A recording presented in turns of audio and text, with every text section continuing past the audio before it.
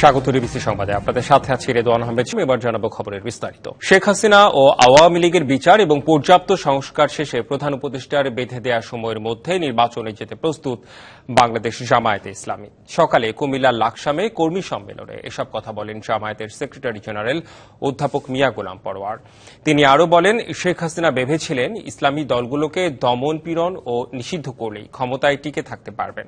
তবে জামায়াতে ইসলামীকে নিষিদ্ধ করতে গিয়ে জনগণই শেখ হাসিনাকে নিষিদ্ধ করে দিয়েছে বলে মন্তব্য করেন জামায়াতের সেক্রেটারি জেনারেল।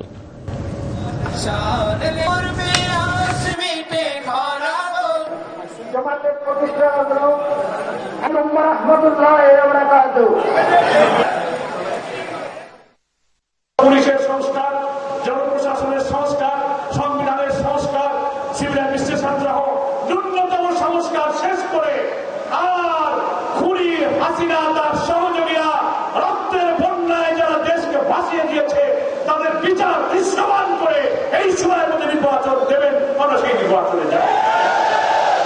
বহির্বিশ্বের টালমাটাল পরিস্থিতির ঢেউ সামাল দিতে বাংলাদেশের পর্যাপ্ত কূটনৈতিক সক্ষমতা নেই। এরপরও পররাষ্ট্র মন্ত্রণালয়ের প্রযুক্তিগত ও কাঠামো দুর্বলতা কাটিয়ে উঠতে সর্বোচ্চ চেষ্টা করা হচ্ছে বলে মন্তব্য করেছেন পররাষ্ট্র উপদেষ্টা তৌহিদ হোসেন। ফরেন সার্ভিস একাডেমিতে ফরেন সার্ভিস ডে উপলক্ষে আয়োজিত অনুষ্ঠানে তিনি এসব কথা বলেন।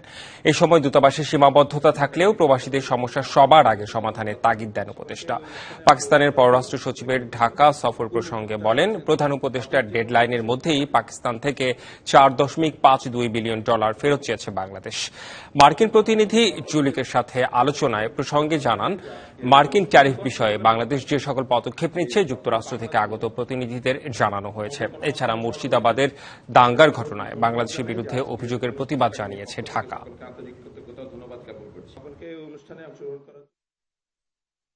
আমাদের যে সীমাবদ্ধতাগুলি আছে, আমি স্বীকার করি, এক কথা যে আমার প্রচুর সীমাবদ্ধতা আছে। আমরা আরো অনেক বেশি সার্ভিস দিতে পারতাম বা দেওয়া উচিত, যেটা আমরা দিতে পারছি না। সেজন্য আমাদের যে ক্রিটিসিজম সেটাকে কিন্তু আমি মেনে নিই, কিন্তু পাশাপাশি আমি আশা করি যে অর্জনগুলিরও তাহলে প্রশংসা করব। ব্যাংক লুট, গুম, খুন সহ নানা অপকর্মের সাথে জড়িত জানা সত্ত্বেও সাকিব আল হাসান কিভাবে আওয়ামী লীগে যোগ দেয় সে বিষয়ে প্রশ্ন রেখেছেন প্রধান উপদেষ্টার প্রেস সচিব শফিকুল আলম। সকালে মাগুরা মেডিকেল কলেজ পরিদর্শন শেষে সাংবাদিকদের সাথে মতবিনিময়ে প্রশ্নে সচিব এ প্রশ্ন রাখেন।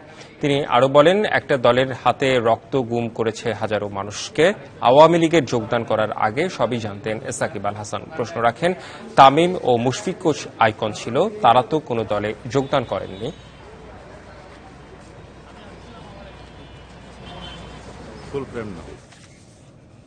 যে আওয়ামী লীগ এমন একটা বাজে দল যার সত্যিকার অর্থে হাতে প্রত্যেক লিডারশিপের হাতে রক্ত, যে গুমে জড়িত, যে খুনে জড়িত।